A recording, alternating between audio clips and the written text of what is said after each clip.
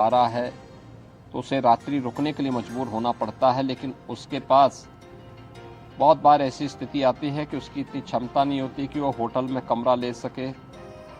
Local स्तर पर धर्मशालाओं की जानकारी उन्हें नहीं होती है, तो आसान होता है कि वह रेन बसेरा में जाएं जहां निःशुल्क रहने की व्यवस्था होती है। तो ये गोरखपुर सिटी के अंदर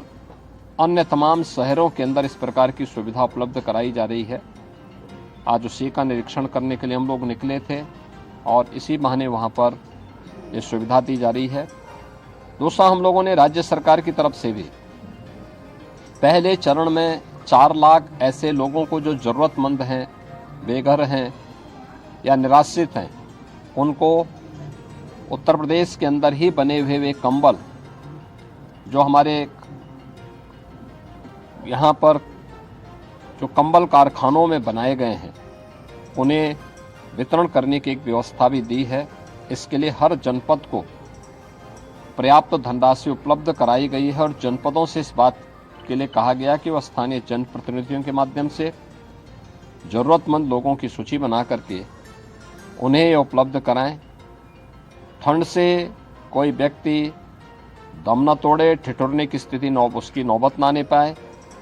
इसके लिए चाहे वह बेसिक शिक्षा परिषद में बच्चों के लिए स्वेटर की व्यवस्था के लिए धनराशि उनके अभिभावकों के खाते में उपलब्ध कराने का कार्य हो, चाहे जरूरतमंद परिवारों को कंबल उपलब्ध कराने का हो, या फिर आने वाले समय में शीतलहरी प्रारंभ होने के साथ ही सार्वजनिक स्थानों पर अलाव की व्यवस्था के लिए और निराश्रित न केवल नागरिकों के लिए बल्कि बेघरों के लिए बल्कि अन्य जीव जंतुओं के लिए भी ये व्यवस्था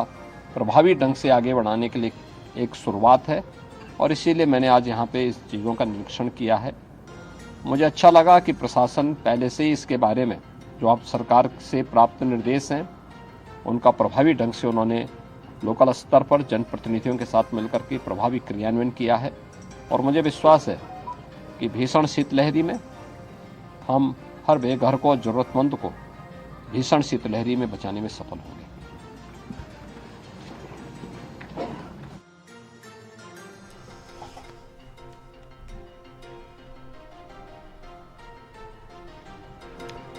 तो सीएम योगी आदित्यनाथ को आप सुन रहे